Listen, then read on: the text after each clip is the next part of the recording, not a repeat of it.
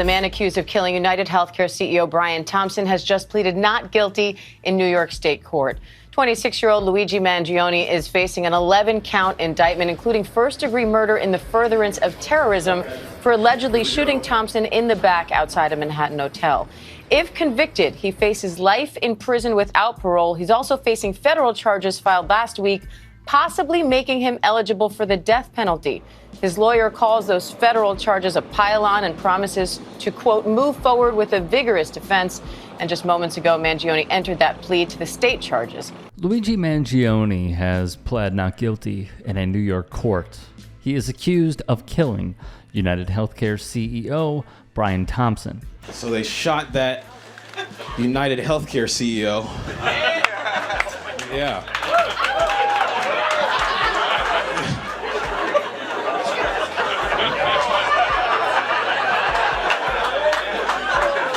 Right?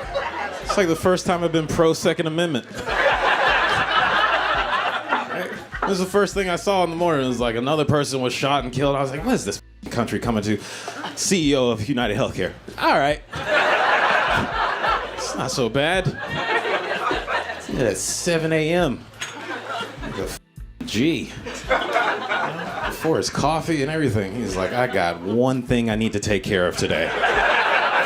Meanwhile, comedians like Jourdain Fisher are having a field day with the content. Luigi Magione extradited from Pennsylvania and back in New York City today, flown in on an NYPD helicopter, handcuffed and shackled. Police Commissioner Tish and I want to send a very clear and loud message that this act of terrorism would not be tolerated in the city.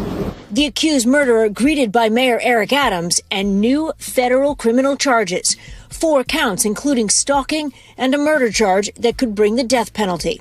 That federal criminal complaint is on top of the 11 state charges he already faces in New York, including murder in the first degree in the furtherance of terrorism, for allegedly gunning down 50-year-old father of 2 Brian Thompson, the CEO of United Healthcare. Shameful act aside, by a shameful politician such as Mayor Eric Adams, who somehow is still serving in the role considering the allegations brought against him, Mangione's getaway vehicle was also the subject of jokes. It's so funny. The funniest part about it to me is because, like, in the paper they were like, it seems to be a planned assassination, but nobody really understands the motive as to why. I think that dude got a bill from United Healthcare, like,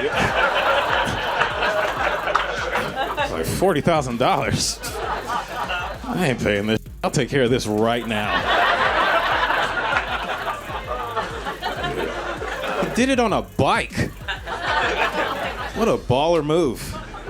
You show up to assassination on a bike? No. Not a Ducati, a bicycle. Like a 12-year-old's mobility device. A bike. Well, that's not really the getaway car for that type of job. That requires a Hyundai Sonata at least. You know how confident you gotta show up to a shooting on a Huffy? It's just you and another Uber Eats delivery guy. Just... Move over, Juan. I got shit to take care of, dude.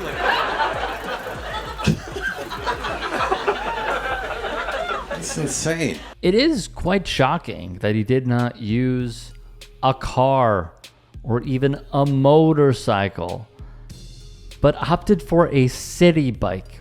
To many, it likely humanizes Luigi Magione.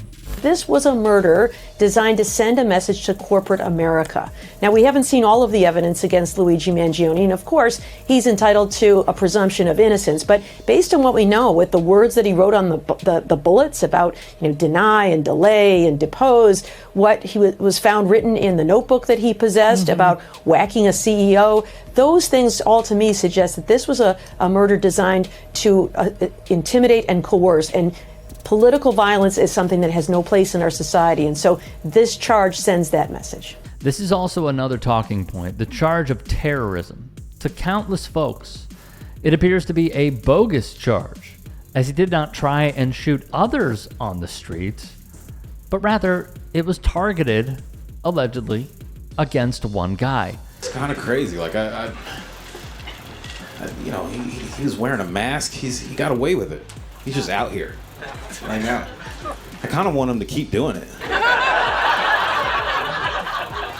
Like, we're overdue for like a good serial killer. But one that helps the community, it's like if Batman had the balls to finally buy a gun, It's like, yeah, the Joker's gonna keep attacking the city. If you don't kill this Bruce, you gotta shoot him, I want him to shoot all the CEOs of the healthcare industry. Just take them out one by one. Aetna, Cigna, Blue Cross Blue Shield, just leaving bodies across the country. All of them lining up in heaven. God's like, we don't accept that one, sorry.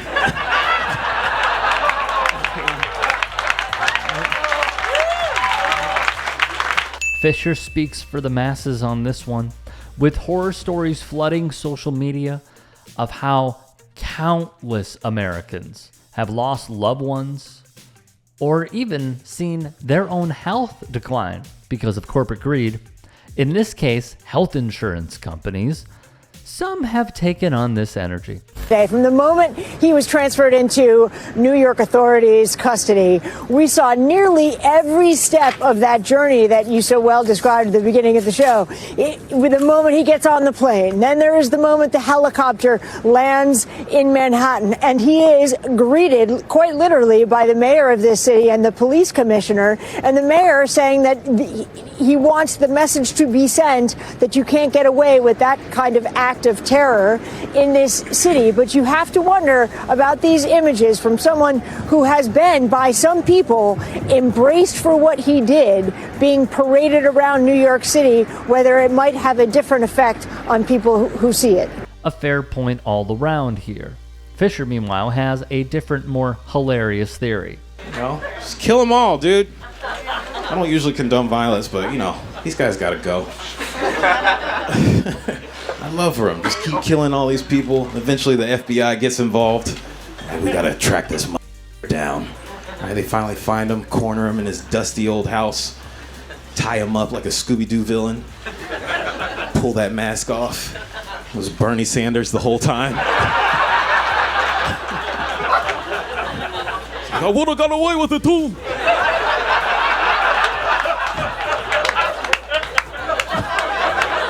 If it wasn't for that meddling 1%.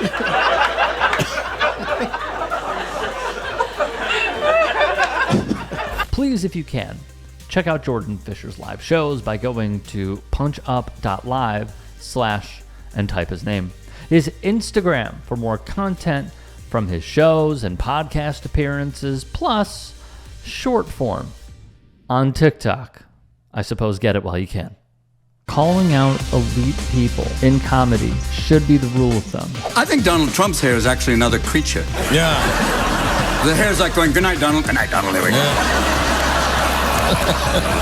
Maybe it goes out. It goes out and makes money while he's asleep. There is something about punching down that feels taboo, and punching up is the way to go. Crack's not really my thing, but if it was, it would be fine if I was on that side.